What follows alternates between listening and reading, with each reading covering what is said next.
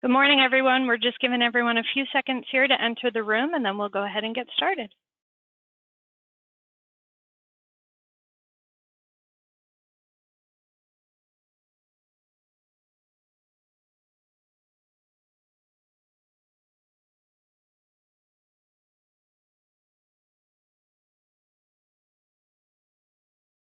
Okay, good morning, and thank you for joining us for the National Center for Rural Road Safety's June webinar entitled Considerations in Creating a Local Road Safety Plan for a Rural Area. My name is Jamie Sullivan, and I'm the director of the center. As we get started, I have just a few logistics for you. The webinar today will be an hour and a half long. Closed captioning is available, and the link for that will be found in the chat pod if you are in need of closed captioning services.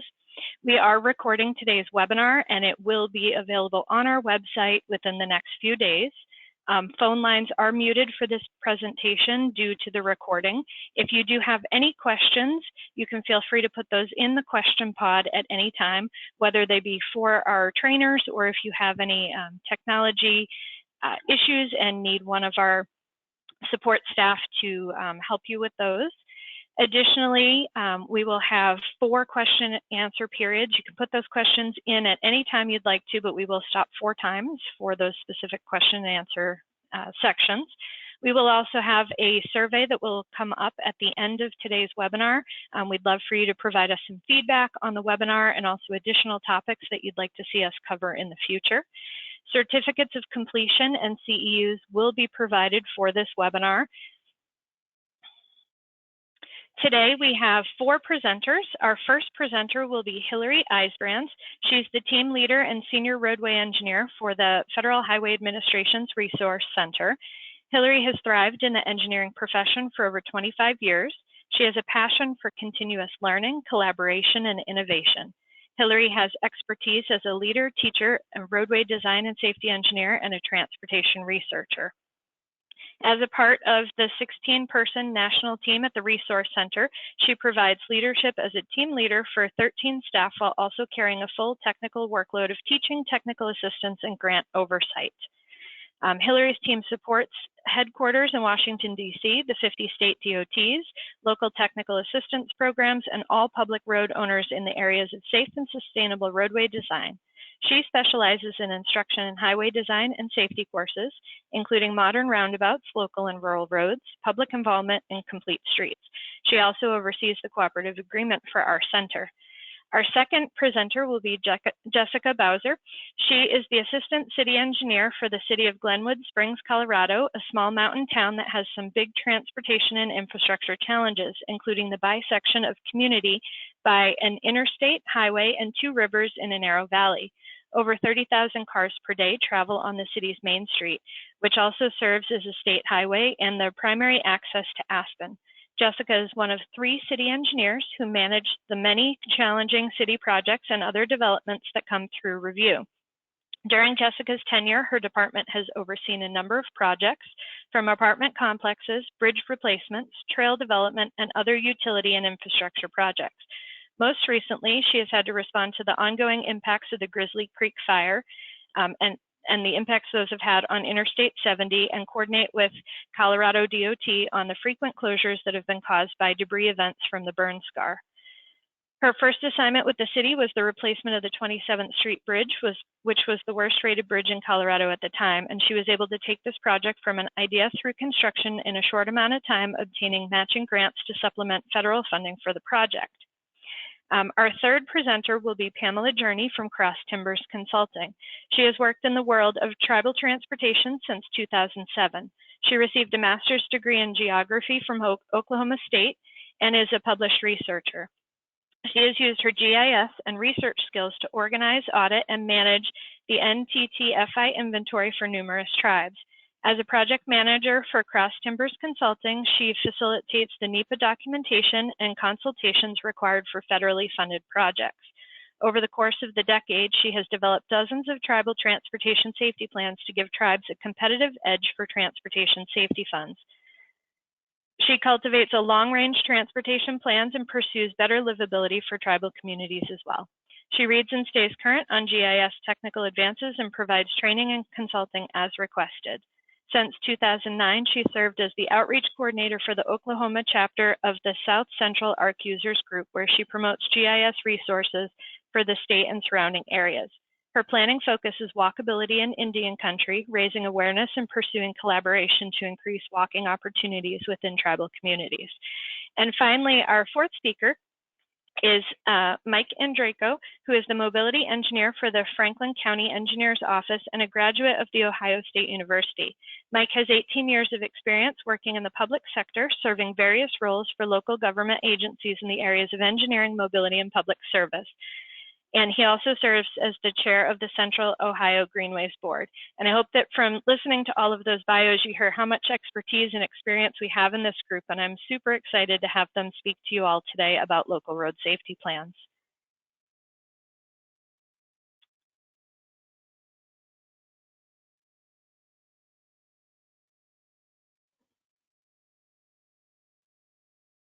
The goal for today's webinar is once you've completed this webinar, you'll have an understanding of how to create and implement local road safety plans.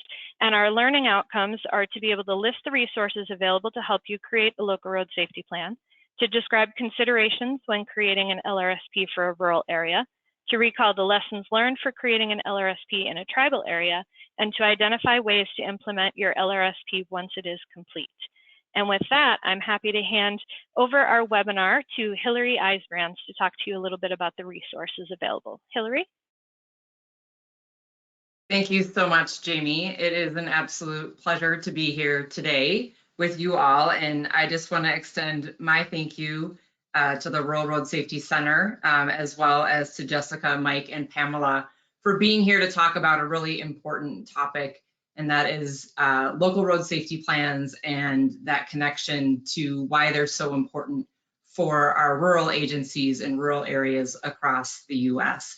I'm just going to spend about 5 minutes with you this morning to kick it off, to give you all a little bit of background, but really want you guys to focus in on what Jessica, Mike, and Pamela have to say about their firsthand experience with their agencies and the folks that they support. So, local road safety plans. This is something that Federal Highways has been working on since really about 2010. Rosemarie Anderson in Federal Highways Office of Safety has championed efforts for local road safety plans, again, dating back almost just past a decade ago. And over the years, we've refined resources and in our technical support that we've been able to help local agencies across the country to develop local road safety plans and ultimately implement local road safety plans. In September of 2020, Federal Highways was able to launch a local road safety plan do-it-yourself website, really combining a lot of the resources that we've used to help support local agencies develop local road safety plans, as well as provide testimonials from state DOTs, from local technical assistance programs, from tribes, and from local agencies on their journey to develop a local road safety plan and how it has changed how they do business and really how they look at their roles in having safe roadways for not only their community, but for anyone that is driving through their communities. So if you've not had an opportunity to take a look at this local road safety plan do-it-yourself website, the link is there, and Jamie's going to be helping me out. She actually has already posted it there in the chat pod for you all to take a look at that.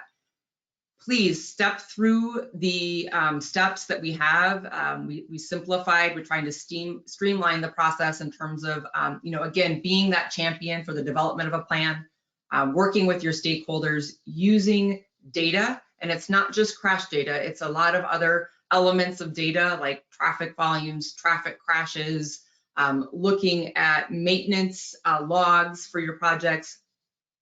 And then it's looking to implement proven safety countermeasures, whether that is from an engineering perspective, that is an education perspective, or working with your law enforcement agencies. And then ultimately implementing those through projects, whether it be a maintenance project, a capital improvement project, a safety project, looking all across every time you all are touching the roadways in terms of opportunities to deploy low-cost safety improvements. Again, I encourage you, there's over 30 videos, short videos on this website that have testimonials from those from your peers across the country in terms of the process that they went through. Again, this is local road safety plans are clearly applicable across the board, whether it's rural, suburban, urban, or tribal lands. But it's critical to know that really the steps are the same, and the engagement and how you go about that process are the same, even though how you do it is differently depending on the agency that you work for and the environment that you are working in. So again, today we're clearly working, talking more about the rural aspects of it, but you will see examples from not just rural counties here on this website. Just going to talk a little bit about the countermeasure piece. And, you know, last year, the Rural Road Safety Center again celebrated the Rural Road Safety Awareness Week. These slides actually come from the Rural Road Safety Awareness Week from last year, and we're getting excited for another one this year in July. But it's really communicating why we do what we do as transportation professionals. And it's making sure that the public and the traveling public, as well as our communities, understand why we do what we do and how we make decisions for making our roads safe. And again, the theme last year revolved around the safe system approach. Really, you can see the elements there. It's safe vehicles, it's safe speeds, safe roads, it's post-crash care, and of course, safe road users. And tying that to solutions. In this case, on the left, you've got roundabouts on rural roadways. And we know that roundabouts reduce all speeds to between 15 and 25 miles per hour. And they reduce severe injury crashes by up to 88%. That is a game changer when it comes to rural roadways with high speed, high posted speeds and high operating speeds. On the right, you'll see an example of a rural 2-lane roadway with curvature.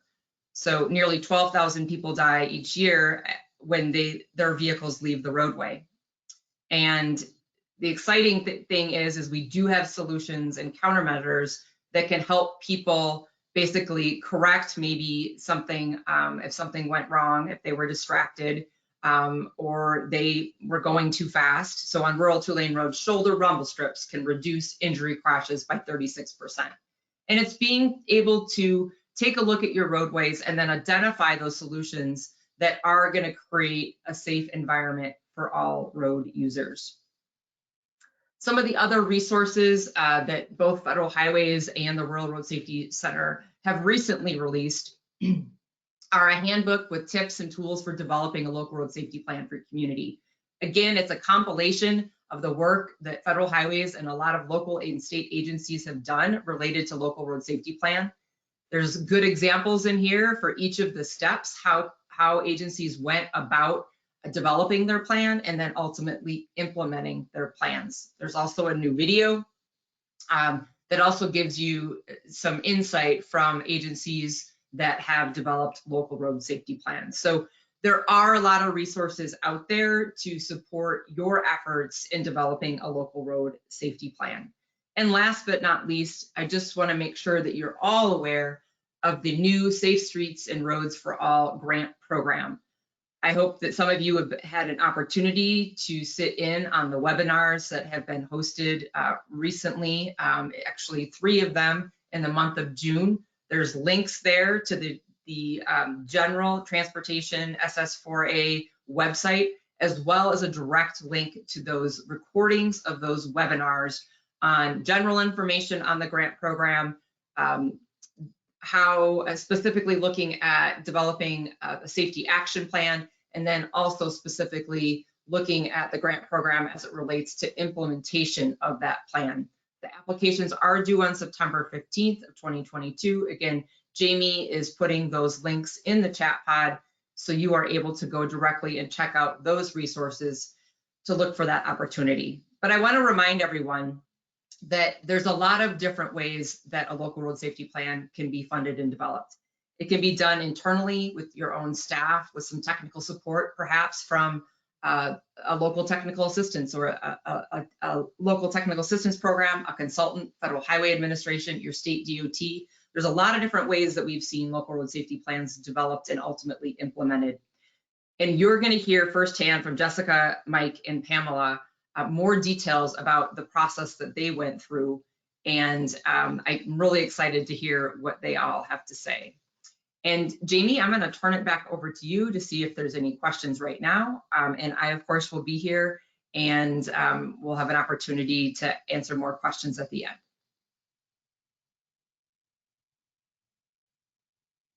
Perfect. Thank you so much, Hillary. And we do have a couple of questions that came in for you on the registration form. One of them is, who benefits from the implementation of a safety action plan? So, Jamie, everyone can benefit from a local road safety plan and development and ultimate implementation of a local road safety plan, because it's data driven and there's really transparency in developing these plans and focusing on your highest risk areas or where you've got the most issues on your facility. And it really is an opportunity to bring the community together. The public health department, they're tracking injuries and fatalities in the communities. It allows agencies to achieve their goals more quickly when it comes to safety.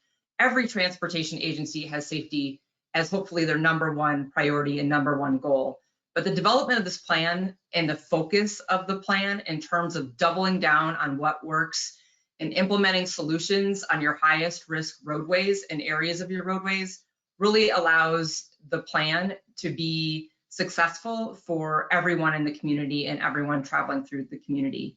And last, really the state DOTs, every state DOT also has goals. And so every community that engages in developing a plan and implementing a focused plan really ultimately is helping not only your agency, but your region, your state, and our country as we really strive towards zero. Perfect. Thank you very much. We appreciate the answers to those questions. And now we're going to move forward and hear some of our other presenters. We have a few other questions that came in through the registration form that we'll ask as we continue to go through. But again, after each presenter, we'll have another question and answer period like this too. So we would encourage you all to put your questions in the chat pod if you have any.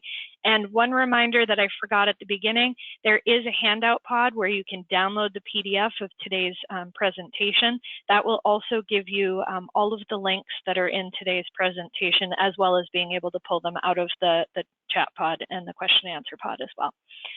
So Dana, at this point, if you could please move us forward. And Jessica, we'd love to hear from you about how you have created a local road safety plan for your rural area. Great. Hopefully you guys can hear me. I had some issues last week. So I got involved with Garfield County, which is our county that Glenwood Springs sits in, and they were invited to participate in a local road safety plan project with Hillary's group. And they don't have an engineering department. They were about a year after I started with the city, they eliminated their engineering department. Not sure how they manage a whole county without one, but I'm sure it has its challenges. So Garfield County sits here in Colorado along the western slope. It's about a little under 3,000 square miles. We only have a population of about 60,000. And for comparison, Grand Junction, the next probably largest metropolis area, is just over 60,000. So in our whole county, we have the same population as one city.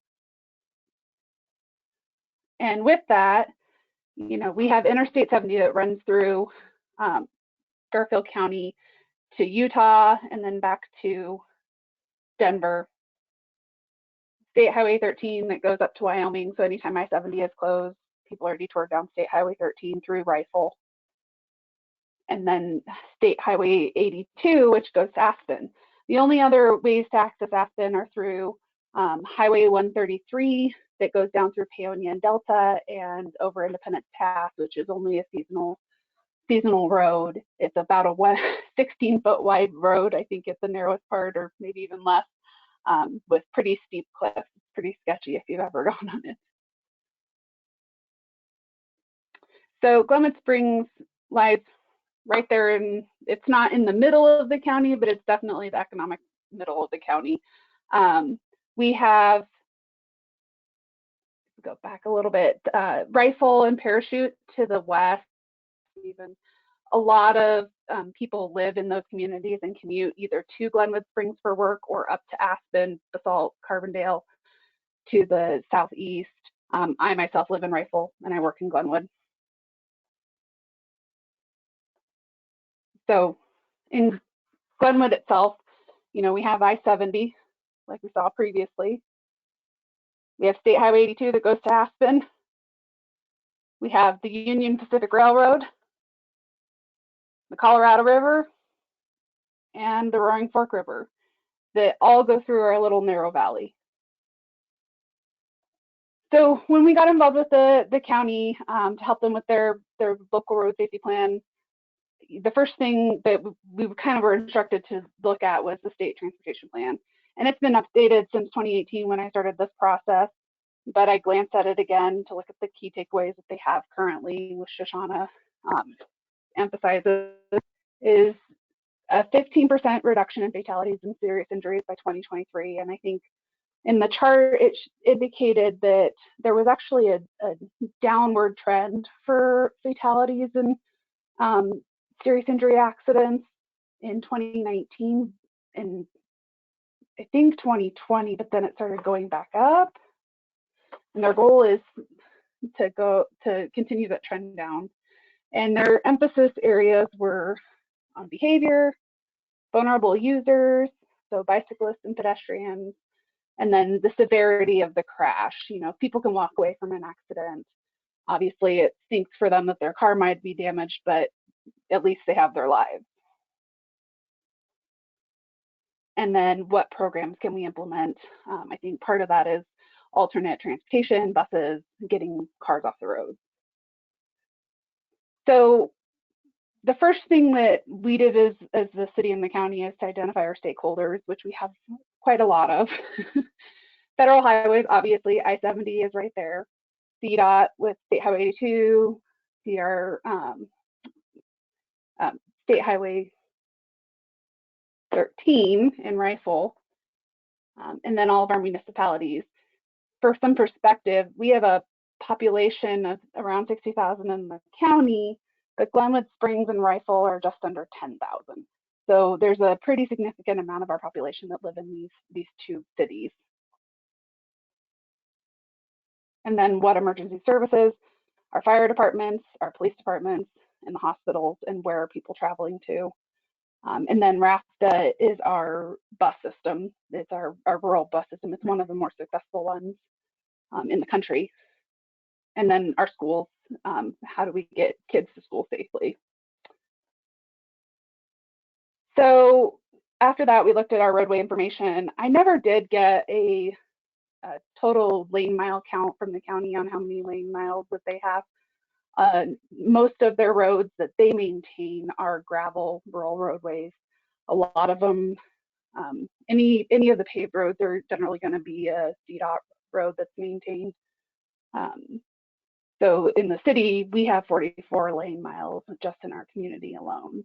And some of those are paved, or most of them are paved. There's a few that are unpaved or were paved at one point and they're no longer paved. And then what users are using them, most of our traffic on a number of these roads are going to be commuter traffic that are heading to jobs. And then what jurisdiction do they lie under, which is kind of a complicated answer. You know, we have these communities that are bisected by state highways. So while they are in our city, they're technically under CDOT or FHWA jurisdiction. And then who responds? I learned that Colorado, most counties, sheriff's office do not respond to traffic incidents. They focus their energies elsewhere. I think Douglas County is the only county in Colorado that their sheriffs respond to traffic incidences. They have a pretty healthy staff. So for the most part, our county roads, if there's a traffic incident on a county road, it's CSP that's going to respond. Sometimes it's local authorities if CSP isn't available.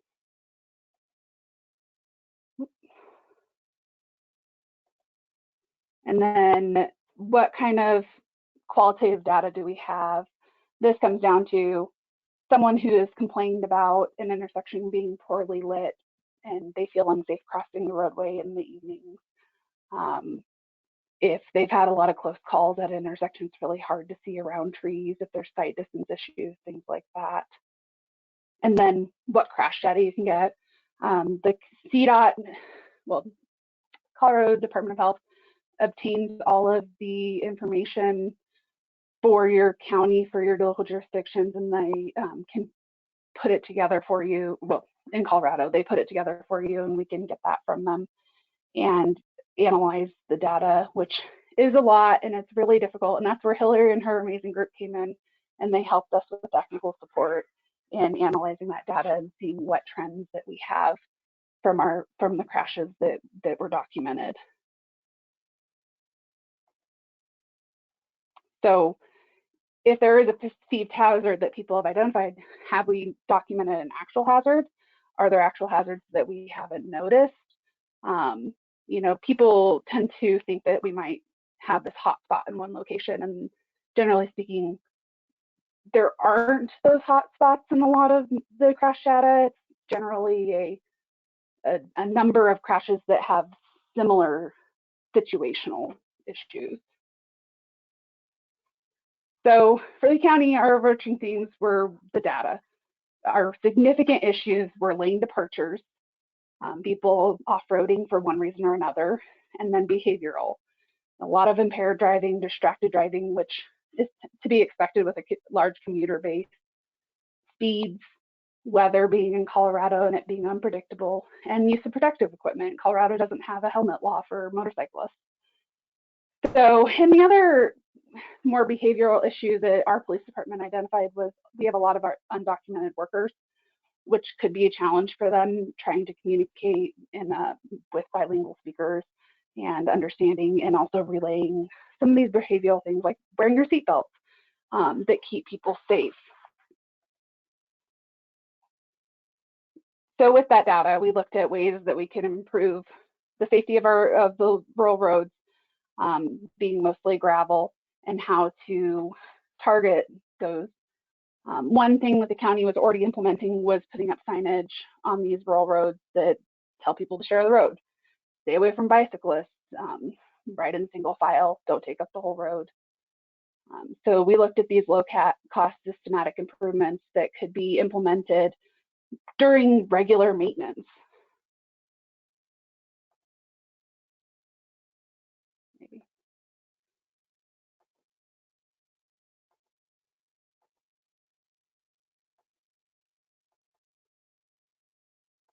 I think somebody else has control of the screen.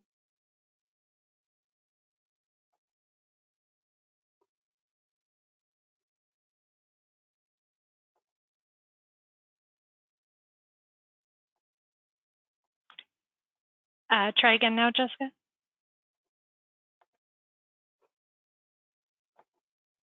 There we go. Okay, so what can you address with the low-hanging fruit during your maintenance? A lot of it could be signage, like the share the road signs, curve ahead signs, implementing speed reduction zones, putting in the chevrons at curbs, and then general maintenance and replacement of those signs. And then striping. Do you want to install wider, more reflective striping so in low light situations people can identify the edges of the lanes better?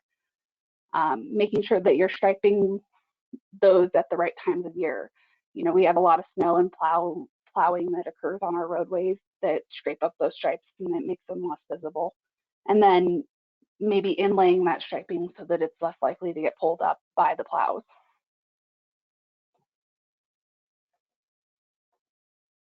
And then education, implementing campaigns to tell people to wear their seatbelts, wear your helmet, don't drive impaired, potentially implementing programs during like New Year's or holidays where you get a safe ride home, encouraging people to ride the bus during events, not driving to events where you know that there's going to be alcohol.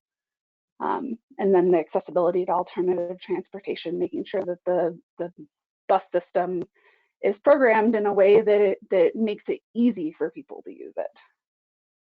And then what other improvements could you implement? Improving your lighting at intersections is generally a lower and easier thing to implement, but there is some cost to that. And then rumble and mumble strips are another idea.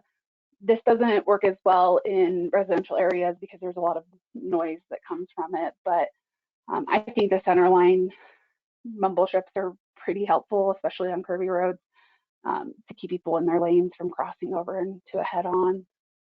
Wildlife fencing along Interstate 70. There's been a lot of wildlife fencing that goes up to help prevent animals crossing the road. I think last winter we had a significant number of an elk herd that sat right on I-70 for like 3 weeks long, and there were a ton of accidents that occurred, and somebody had cut the wildlife fencing, letting them through. It was a big problem over in Rifle. And then guardrails. Right now, CDOT is putting in a ton of guardrail along I-70 from Newcastle to Silt, where we have a lot of lane departures, people speeding. So we put together this local road safety plan. It was fairly basic for the county, and unfortunately, they haven't done a whole lot with it. And the city was really interested in implementing our own. And over the last couple of years, I have worked on it off and on, but being such a small department, it was really difficult to focus our energy. And in 2020, we had the Grizzly Creek fire, which emphasized our need to have evacuation plans, a response, an incident response plan for closures of I-70, because once I-70 is closed, our system gridlocks very quickly. And this kind of put this idea back in our head of, yes, we want this local road safety plan, it's important to us, but also how do we use that in order to also educate our community on evacuation and emergency response. So I reached back out to Hillary to discuss some ideas and see if a community had done this before, and there's not a lot of examples. So her team has been great in helping us get new data and analyzing it, and we noticed some pretty significant differences. So this is just some photos that we have from the fire. It closed the canyon, which conveys I-70 for 13 days during the fire, and had some pretty large impact economically in our region.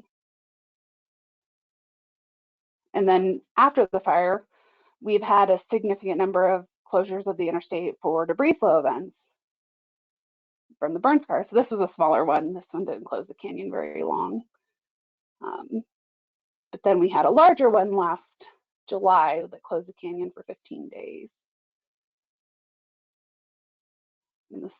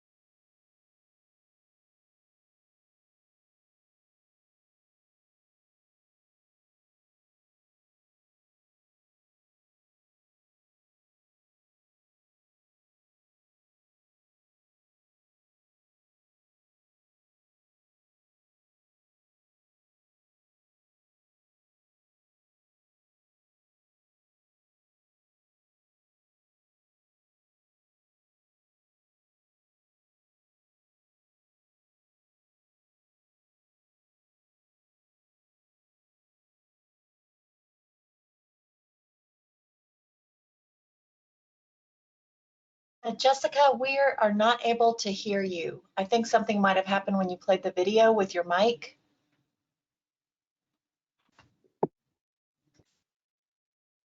Are we back? You're back. Thank you. Cool. That's great. So we asked Hillary's team to help us look at the data between our crashes in general that occur in our community and then our crashes during these closures and how that affects our local road system. And you can see most of our crash data is limited to I-70, Highway 6 and 24, which parallels I-70 through town, and then State Highway 82, which heads to the south. And I think that's correlated to, we have a number of signals on State Highway 82 through the middle of town, and that stop and go commuter traffic, the 30,000 cars a day that go north or south to Aspen and Carbondale to Salt really is impacted by that. But then when the canyon closes, and potentially, you know, any other road in and out, it does really gridlock our system pretty quickly. And it leads to people driving aggressively, getting impatient, and then just sitting on the roads. People don't like to lose their place in line. So you can see a little bit of difference there, and the number of crashes that do occur off the highway system when we have a closure. So what did this tell us? You know, we looked at the data between our significant crashes were rear end accidents, non-intersection related, and careless driving. And between the non-closure and the closure of the state highway system and the interstate system was pretty significant. You know, you can see a distinct spike during those closure periods. And then when we look at our serious injury and fatality accidents, you can even see the differences between the closure and non-closure in those instances. Our significant ones for fatalities were pedestrian and vulnerable user incidents. There's the fatality that occurred on State Highway 82 a couple of years ago at the RAFTA facility. Someone was riding their bike late at night. And that intersection is not well lit. There's a really long crossing, and RAFTA has been working on an underpass being placed there to help facilitate those movements and keep pedestrians safer. So what's the low-hanging fruit that the city could pick?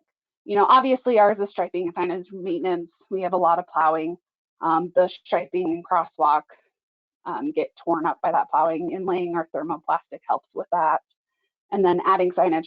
This is a questionable one. People think that more signs help, and the behavioral aspect is new signs help, but then after a short period of time, people ignore them. And the more signs you have, the more they ignore them. So it's a kind of a balance to make sure that they're highly visible. And then road reconstructions. As we reconstruct our roads, we're adding sidewalks in neighborhoods that didn't have them. We're adding bike lanes where we have large swaths of pavement that are not necessarily needed for cars.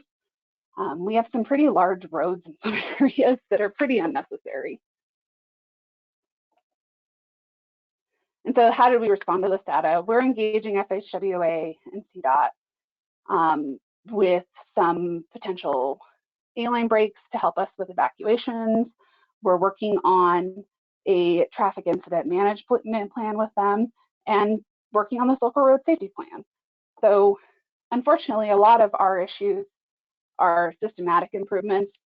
These rear ends and the commuter traffic on State Highway 2 is not something the city can address by ourselves. We have to have CDOT and FHWA's involvement in these items.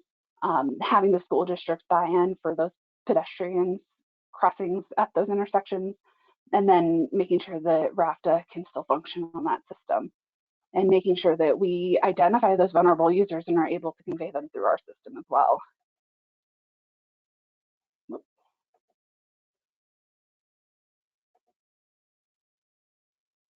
So our traffic incident management plan that we've been working on with CDOT and the county is a longer term process that can take multiple years. So that initial step is these access line breaks. I'm working with FHWA to potentially evacuate people in the need that there is an interstate closure and potentially a fire or other flooding event that could put a neighborhood in a situation where they would need to evacuate.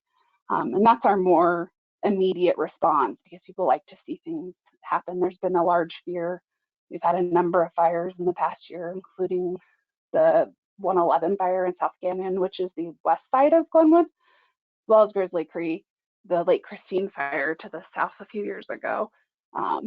So while we're working on long-term efforts, we're taking this local road safety plan and trying to look at the short term as well to do easier, lower cost implementation of these things to address our vulnerable users, to address our evacuation needs. And I think Hillary's team has been super helpful with us throughout this process and very responsive. And the data is really interesting to look at. When you look at the time of day and when these accidents occur, it kind of helps you to identify maybe some more behavioral things that are not always obvious. Too far. Perfect. Thank you so much, Jessica. And so we are stopped now at a question and answer period. If you guys do have any questions for Jessica, please feel free to put those in the question and answer pod. While we're waiting to see if any come in, we are going to pull us over to a poll question that we have about Jessica's presentation. So Dana? So our first question for all of you is, true or false, in creating their local road safety plan, Garfield County considered low-cost systematic improvements during maintenance? We'll just give everyone a few seconds here to go ahead and vote.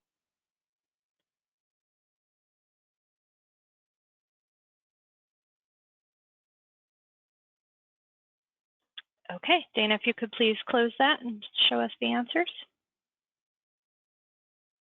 Perfect, thank you. And Jessica, if you'd like to talk about the answer.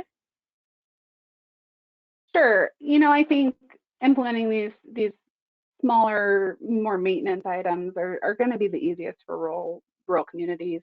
When we went to the workshop in Wisconsin, I sat with the county engineer for Yuma County in Colorado, which is a very rural community or county, and their operating budget is $5 million a year, and that's for staff, that's for plowing, that's for all their maintenance.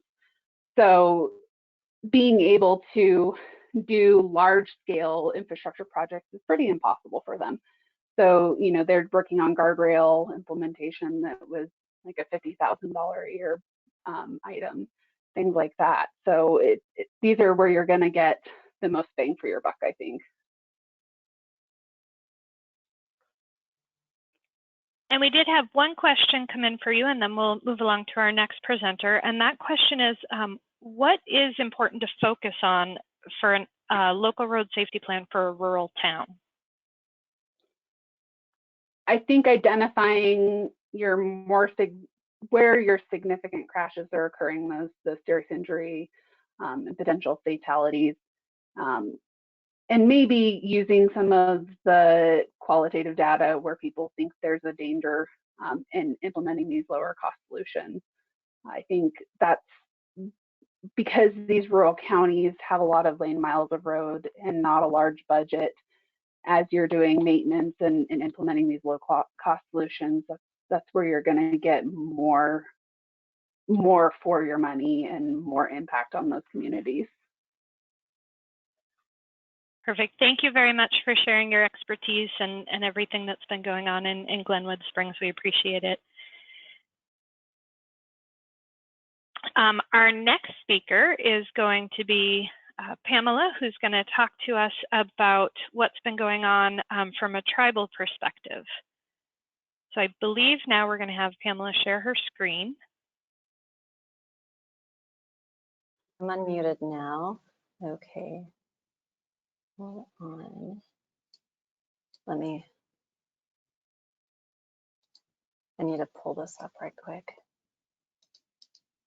Can you see my screen? We cannot. We can still see the PowerPoint. Okay, the PowerPoint is.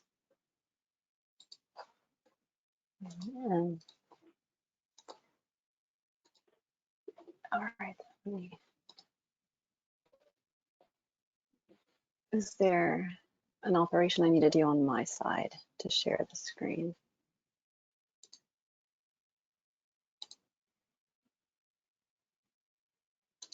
Well, I'm working with you. Hold 1 second. Let's see. Okay.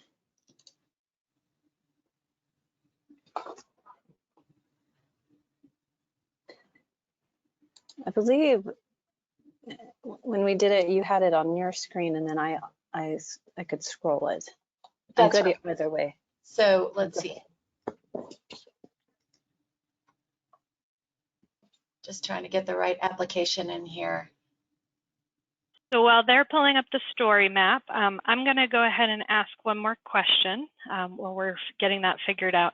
So Jessica, another question for you is, what was the significance of some of the interagency relationships in trying to get local public agency support and working through your local road safety plan? Yeah, I think the interagency support for us is pretty significant. Our county roads are they're not high traffic volume, and the people responding to them are not county employees, they're Colorado State Patrol. So working with Colorado State Patrol on how those accidents are documented, and so that we can correlate that data, and they do a great job geolocating those things, as well as identifying what the cause was. But also our significant number of accidents are on state highways and interstate roadways. And those are generally the higher speeds and more serious injury. So while we can identify those, we still have to work with CDOT and FHWA on how to resolve those accidents, which is a goal that the state has as well. So communicating with them and identifying how we can address those issues is pretty important, because we can't just go on CDOT's road and start implementing changes. We have to have their buy-in on those. Thank you so much for answering that question. And it looks like, Pamela, you may have control of the screen now? I do. I have the power now. Thank you.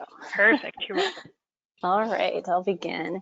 Thank you for the opportunity to participate in this rural road safety webinar. My name is Pamela Journey, and I'm with Cross Timbers Consulting out of Oklahoma.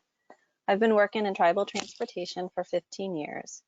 Over the last decade, I've traveled the country and worked with various tribes to develop their tribal transportation safety plans. Now, most federally recognized tribes receive federal funds through the Tribal Transportation Program, referred to as the TTP. The TTP is the largest program in the Office of Federal Lands Highway, and the purpose of the TTP is to provide safe and adequate transportation and public road access to and within Indian reservations, Indian lands, and Alaska Native village communities. So each year, let's scroll down a little bit, and as a note, this is an interactive story map. The link is on the PowerPoint slide. So after we are finished and these are published, you can just click on this and open this up and then access the links within it too. This will take you to the Office of Tribal Transportation. So each year under the Bipartisan Infrastructure Law, as enacted by the Infrastructure Investment and Jobs Act, Public Law 117-58, 4% of the available TTP funds are set aside to address transportation safety issues in Native America. TTPSF grants are available to federally recognized Indian tribes through a competitive discretionary program. Transportation fatalities and injuries severely impact the quality of life in Indian country. As demonstrated through this webinar series, statistics are consistently higher for American Indian and Alaska Natives than the rest of the nation as a whole. These TTPSF awards, they are granted annually.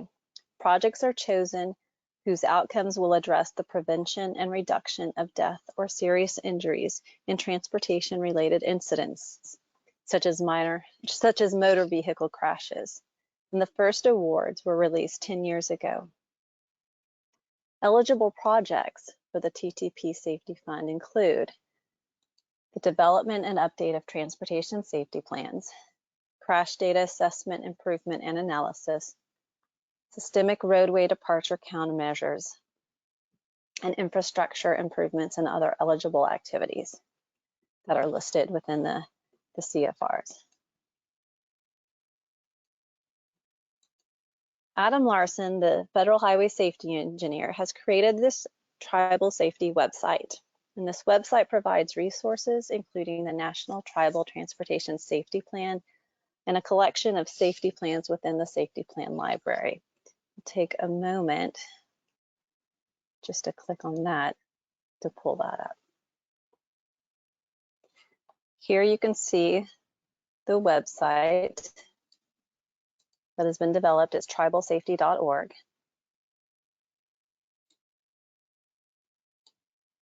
And click on here.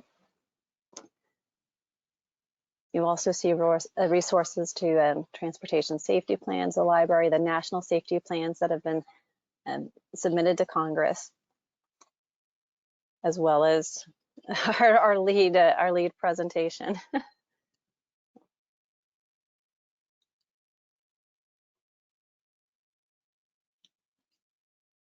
The National Safety Plan includes these priority topics. And I mention this because this became extremely important once COVID hit in the development of transportation safety plans and the absence of meeting in person and the ability to do public outreach. I was able to hone in on these and use these to structure the transportation safety plans and use them as a guide and a template. But across the country and Indian country, the top 5 priorities are pedestrians, roadway departures, impaired driving, passenger restraints, and the availability of public safety services. The other topics of interest for Indian country are also distracted driving, intersections, older and younger drivers, speed, off-road transportation, and animal vehicle crashes. So all of these are very familiar, or should be. At this point, as we're looking at rural road safety. So today I will be presenting a case study about the development of a transportation safety plan that led to the awarding of a roadway departure safety project within the Kaw Nation of Oklahoma.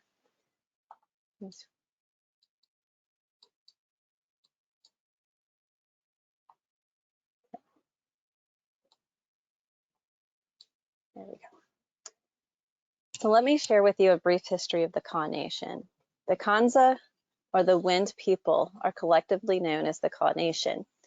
The tribal enrollment is currently over 3,500. The Kaw people were the predominant tribe in the area now recognized as northern and eastern Kansas, but their hunting territory extended to the west. Westward expansion to the agricultural lands produced by the Missouri and Kansas rivers disrupted the Kaw territory. The Kaw Allotment Act of 1902 stripped the tribe of any kind of legal status until Indian reorganization in 1959. So in this map here, you can see these are the tribal boundaries within the state of Oklahoma. The Kaw Nation, its tribal jurisdictional boundary is that red area right there, but the Oklahoma tribal statistical area for the Kaw Nation is actually a little bit greater than that. And continuing with their history, in the fall of 1871, the northeast portion of the former Osage holdings was selected and the tribe was moved from Council Grove, Kansas to the 100,000 acres purchased from the Osage tribe. And here's the Osage area to give you some geography context. Their reservation, or the Kaw Nation area, is now in Kay County, Oklahoma, this very northern area. In the 1960s, the U.S. Army Corps of Engineers dammed the Arkansas River and built Kaw Lake over most of the designated Kaw Reservation. We'll click on that. So you can see this area. So this was their reservation area, but then there was a reservation area here. And then we zoom in, you can see this peninsula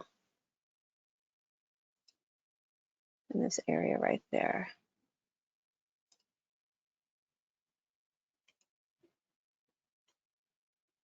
And there's Cost City.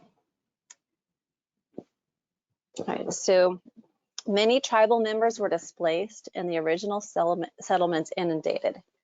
Prior to the flooding, the Kaw Council House was relocated and the tribal cemetery was moved north to the town of Newkirk. So this is the town of Newkirk right here.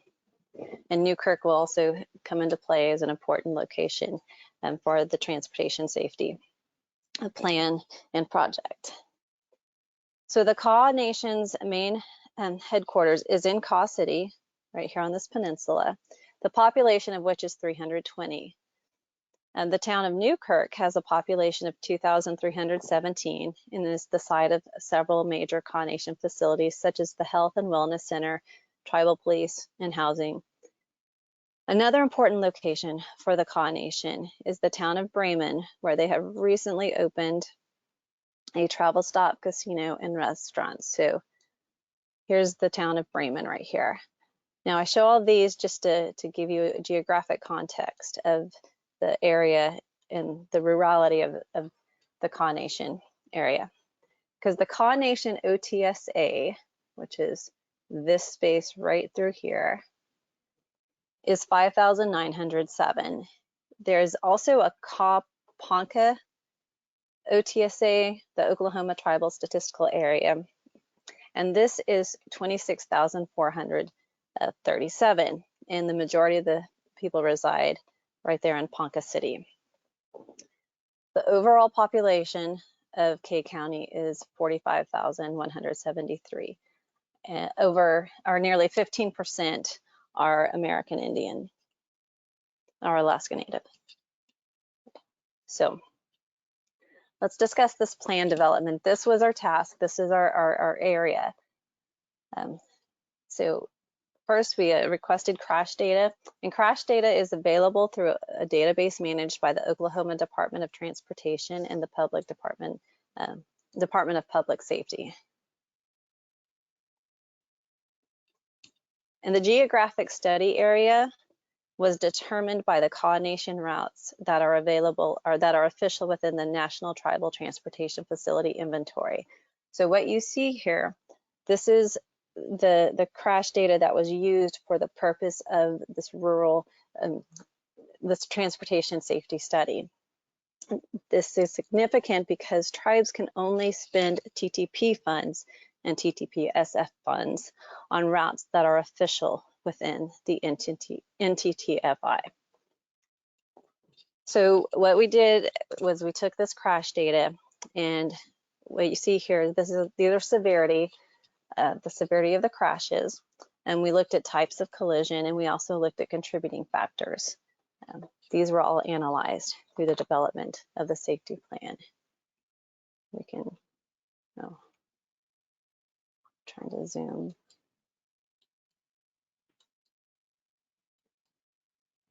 If I zoom in, you will be able to see the red triangles, and the red triangles indicate a fatality. The blue are injuries, and the green are property damage only. And because this plan was developed during 2020, public outreach and public meetings were not an option. And so we prepared a Kaw Nation Transportation Safety Study survey that was posted on our website and sent throughout the tribe in the communities. So the safety plan was then structured around those emphasis areas that were identified within the National Transportation Safety Plan. So yes, we asked about pedestrians, and we asked about roadway departures, and we asked about passenger restraints and the problems with impaired and distracted driving. And all this data was then collected for our qualitative and anecdotal evidence.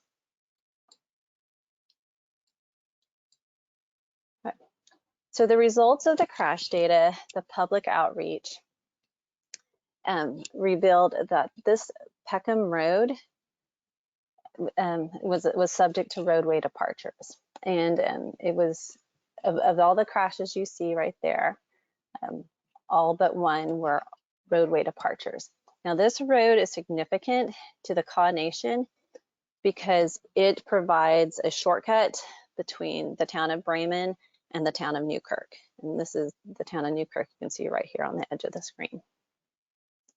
Vehicles travel at high speeds, the road's not paved, and there are several hidden obstructions along the roadway. The two fatalities occurred along this roadway, and they were due to a rollover in a fixed object. One of the fatalities was a 17-year-old local kid from Newkirk. So we recommended to the Kaw Nation that this would be an ideal candidate for a roadway departure countermeasure, that we should pursue the TTPSF funds to address safety, the safety concerns on this roadway. So we developed then a way to evaluate the roadway that involved breaking it into sections and then conducting a roadway survey. So this survey was really more basic than a roadway safety audit, and it solely focused on safety countermeasures, not roadway improvements. That's a key distinction as we go through this, the difference between just roadway maintenance and overall improvements in focusing on safety countermeasures. So what we did is this is pretty much the approach we did to evaluate the Peckham Road for the purpose of pursuing the safety countermeasures, safety funding is well, before we go there,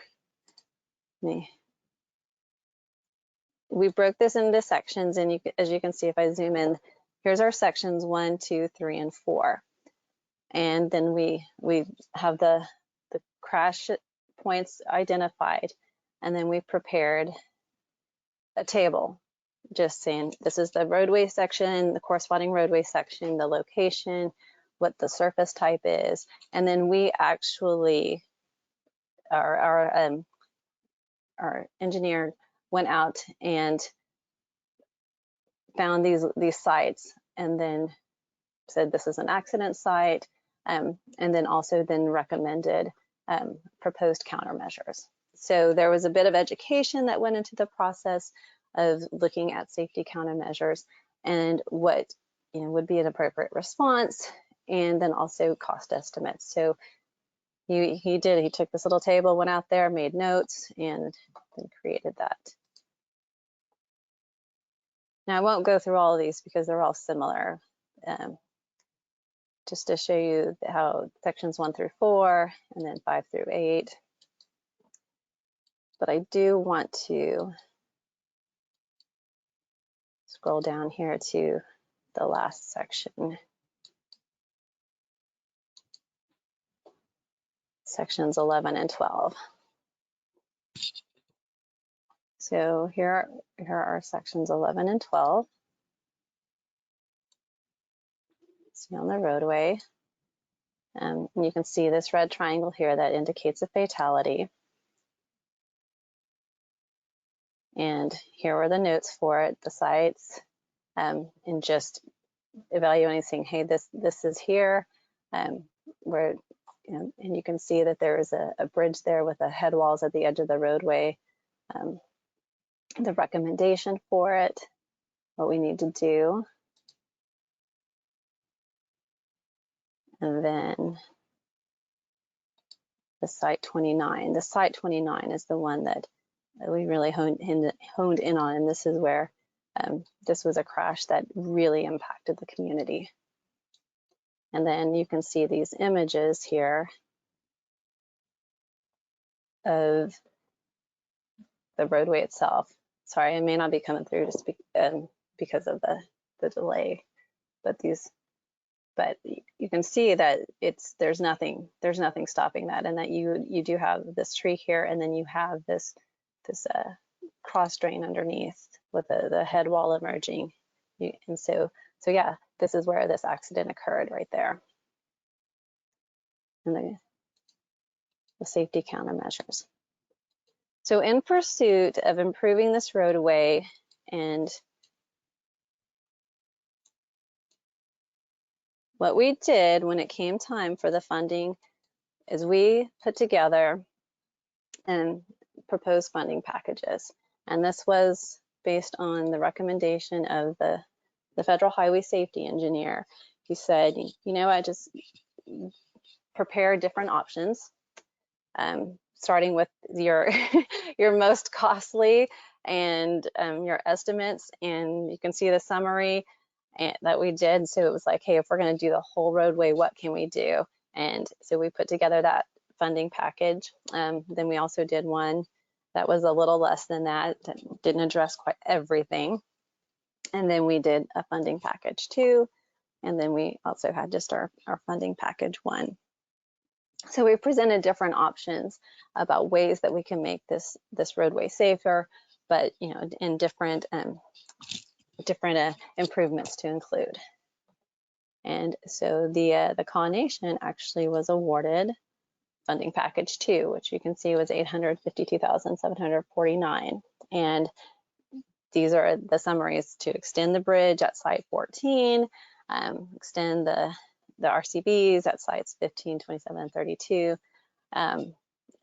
replace object markers at those locations where there are hidden obstructions, and then also in some delineators to improve the reflectivity, especially for nighttime driving.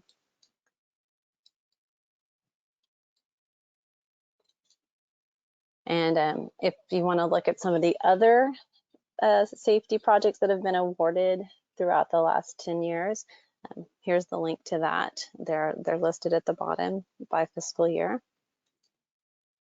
And in conclusion, these are the considerations in creating a local road safety plan for a rural area. And this is one we've taken with our tribal areas, is that we really have to look at what's feasible and affordable.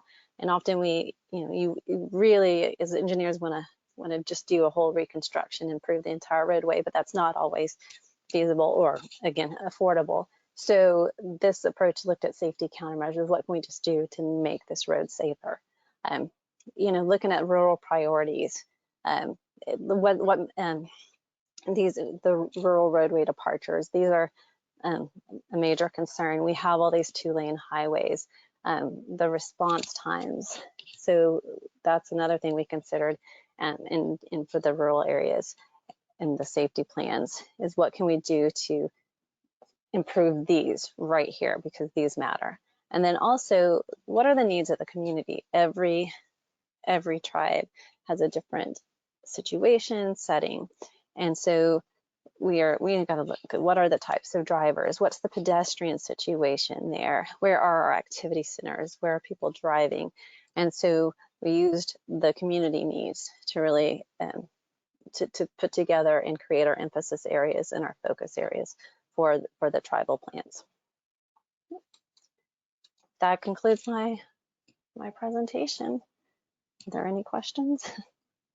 Perfect. Thank you so much. And I really do love the way that you use the story map. I did post the link for the story map into the chat pod for everyone. And again, it is also available if you download the PDF of the presentation. I have also posted the tribal safety website that Pamela mentioned, as well as the Tribal Transportation Program Safety Fund, which is currently accepting applications. I posted the link for that as well.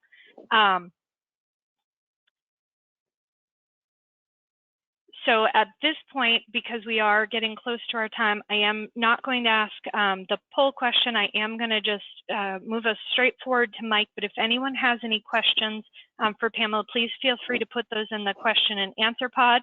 And if we have time at the end, we will go ahead and ask those to her, as well as any you may have for Mike. So Mike? Yes. Thank you, Jamie. Great presentations, Jessica and Pamela. Very interesting stuff. My name is Mike Draco. I'm a mobility engineer for the Franklin County Engineer's Office. I'm relatively new to my job. I've only been around in my current position for about 1.5 years. So our local road safety plan was actually adopted in 2018. which predates me. So I'm glad I'm talking about implementation and not creation of it, as I wasn't around for that portion of it. So Franklin County, Ohio, just to give you a reference, we're in Central Ohio area, and Franklin County encompasses the majority of the metropolitan area for the city of Columbus. We have 260 miles of roadways that we maintain. The county maintains roadways that are outside of municipal jurisdictions, so we get the unincorporated portions of the county. I'll be talking about the implementation of our local rate safety plan that was adopted in 2018. Just to give you a quick idea of what our plan consists of, it's a relatively small plan, and we did put it together ourselves. That is something that you can do. You don't have to use a consultant to put the plan together. The FHWA and Hillary had mentioned there's quite a few resources out there for locals to put these plans together, and you know, ours is relatively simple. I like the fact that I can share this with the public and they understand it. It's not 200 pages. You know, it doesn't use engineering jargon, but it's effective, and it talks exactly about what we do. To go through the components of it, there's an introduction that talks about the plan. There is a goal. This is new for the SS4A funding, and if we have time, I'm going to try to get to how we're modifying our local road safety plan to meet SS4A funding requirements. We have our mission statement that's listed. We talk about the safety partners that are included within putting the plan together. But what I will talk about today are the last three here, which are the process, evaluation, the process part, which talks about how we put the plan together each year, evaluation, implementation. So that would be, you know, action items from the process of putting the plan together, and then finally the high crash priority intersection report, which is the result of the previous two bullets. And the plan itself doesn't change each year, but the report acts like an appendix, basically, to the report. So that's the part that changes each year, and it gets updated, and we'll talk about that in a minute. So once we get started, we collect and review the crash records. We have a first responder liaison who collects the crash reports on the county roads as they get filed. We also have a state database that we can check to make sure that we didn't miss any of the crashes. We then look through. The first responder liaison verifies the location of the crash, determines whether it was related to an intersection or maybe a segment of roadway, and then later on we look and see if it was curve related. So we try to categorize the crashes so that we can then use them when looking at certain parts of our system. We also categorize by type of crash and severity. We add left turning crashes as a category, so we can track those left turning crashes at intersections.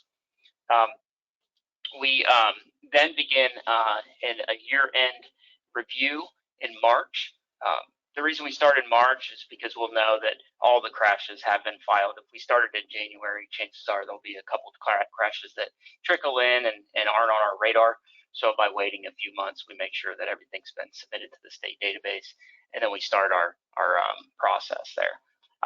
We then rank the intersections. But once we rank the intersections, we look at intersection-related crashes and we enter those into a spreadsheet, which shows a three-year history of crashes for each intersection. So I think I have an example. This is an example of a process crash report. As you can see, this is a segment-related crash, property damage only. It's a head-on type, and then it lists the location, so 1,300 feet east of Brown Road. And so we go through and we mark those up so that it's easier for us to categorize in March when we go to start ranking everything.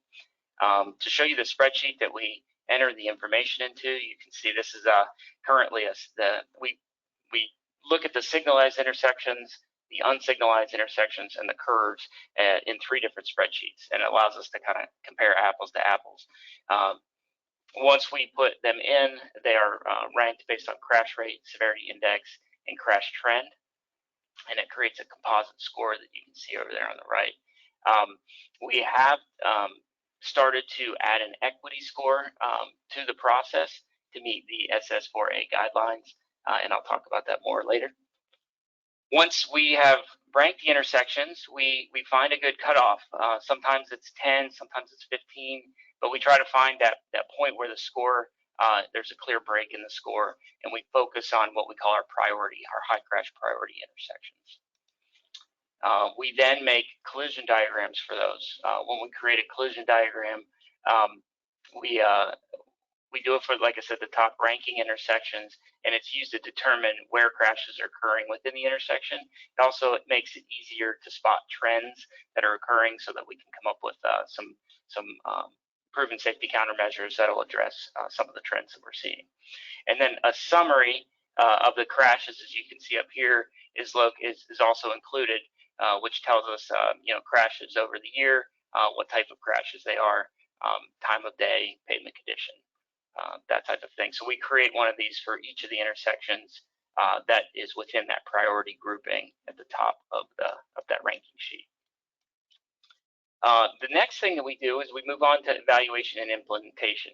So once we've ranked all our intersections, once we've created our collision diagrams, then we get the Mobility Safety Action Team, or the MSAT. We talk about making T-shirts for us, so we look more official. And then we do a team review for each of these intersections, or each of the high priority crash intersections. Meetings are scheduled. We usually focus on the unsignalized as one meeting. It usually takes a few hours, and then we'll do the signalized another few hours, and then curbs. We identify in those meetings short, medium, and long-term countermeasures to address some of the trends that we're seeing, and then we end up putting those in that annual report. After the meetings, we begin implementing the short-term countermeasures immediately. These are typically low-cost countermeasures, much like Jessica and Pamela were discussing, signage, striping, traffic signal timing changes, things that we can implement ourselves with our own crews. We then conclude with creating a report, which includes the current year of results, recommendations, along with previous efforts at each of the intersections. And I think I have an example of that. Here's part of it. It's a snippet. So this would be, this is the 2021 high crash priority intersections. And you can see that we have the rankings. So this was it's currently the highest ranked. Last year was the highest ranked, and then 2019 was the highest ranked, or was the second ranked. So it kind of shows the trend. We summarize the crash statistics. We make observations on what kind of trends we're seeing, and then we identify countermeasures. And for this one, we have some color coding going on, which it tells us that certain things are pending or have been completed, and we do this for each one of them. And that's what gets attached to the local road safety plan to show that it's an ongoing living document. Medium and long-term countermeasures like reconstructions, things that even turn lanes, things like that we would have to bid out are turned into CIP projects and included in our next programmatic consultant selection to begin feasibility analysis and detailed design. And we do programmatics every spring and fall. So we just add it to the next one that makes sense. I think I'm doing okay on time. I have this last part here. That pretty much wraps up the implementation of our plan each year and the steps that we go through. I feel like by going through these steps, it's a proactive way to look at all our intersections and not just waiting for complaints to come in or us identifying a project in a certain area, then pulling the crash data. We pull the crash data every year, and we find the worst intersections. They rise to the top. It's a data-driven process that it works very well for us, and we can show it's very transparent. So we can show residents that live near intersections why we're working on that intersection and not a different one. But for safe safe streets and roads for all, one of the first things we had to do was add a goal. the funding requires a target date to reach a significant decline in roadway fatalities and serious injuries, or to reach a zero serious injuries and fatalities. So you have to add that to kind of check that box for that particular one. We had to create a task force, and that's why I said the Mobility Safety Action Team was then formed. Although we were meeting, we did not have a name, so we named ourselves, and that checks that box. Implementation of the equity considerations into the scoring, we were able to get very direct guidance through the Notice of Funding Opportunity that was supplied by FHWA for this funding. Used the Justice 40 initiative and historically disadvantaged community designation for U.S. Census tracts. And so it tells you what census tracts would fall within that, and that we basically give them a 10%. We add 10% to their original score. And so that gives, it would break any ties or give additional consideration to areas, to projects that would be in disadvantaged areas. And then finally, we're working on how to add wording on how the local road safety plan would be used in other policies and procedures. That this one is relatively unclear in the guidance, so we're still trying to figure this one out. And I will say that I am not an expert in this area.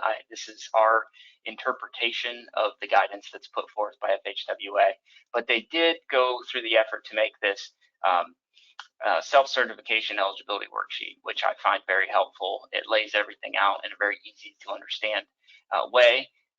This is only showing the first 2 questions, but there are, I think, a total of 9 questions. And as you can see, you have to answer yes to 3, 7, and 9, and then at least 4 of the 6 remaining questions. So you don't have to check every single box, but you try to check as many boxes as you can, and then you can apply for the funding. Just if you are not aware, the SS4A funding has 2 possible funding options. There's an action plan grant, which you can apply to create a safety action plan, or you can apply for an implementation grant to construct, say, like a CIP that was a long-term countermeasure that was identified in your plan. But to request the implementation grant funding, you have to show that you already have all these boxes checked and a plan that meets all the requirements. That being said, I believe that's the end of my presentation. We have 5 minutes left. Perfect. Thank you so much, Mike. And a question that did come in for you is your plan available online, and where might one find that? The requester is asking for a friend.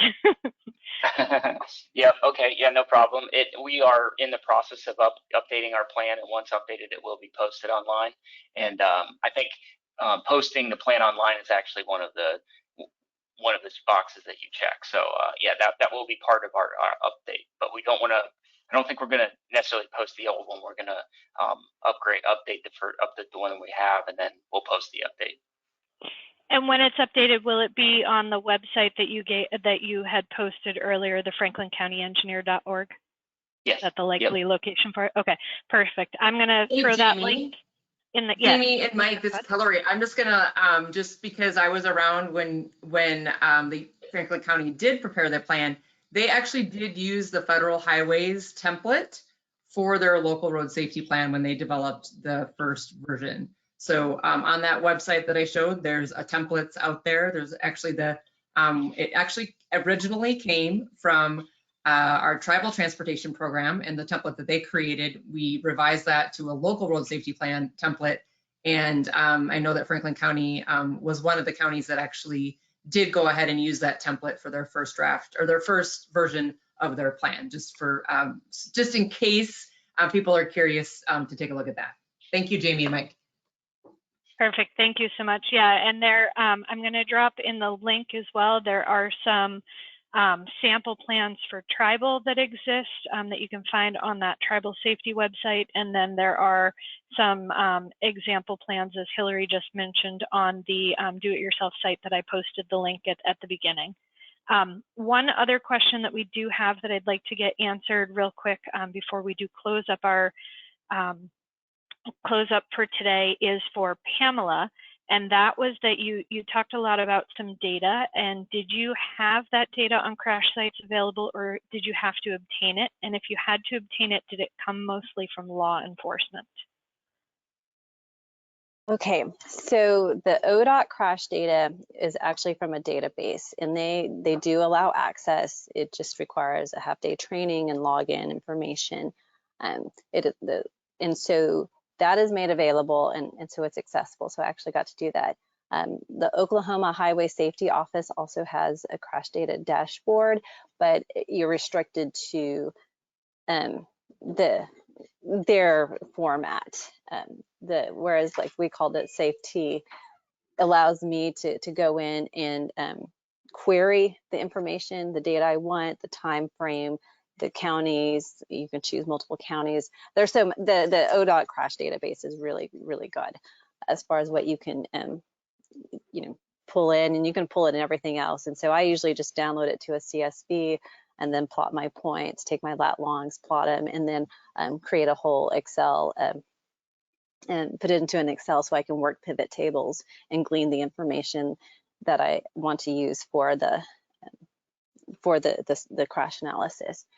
As far as other states, the data is out there. Usually I'll just start with an online, like for instance, I went to, did a crash data or a safety plan for the Eastern Band of Cherokees in North Carolina.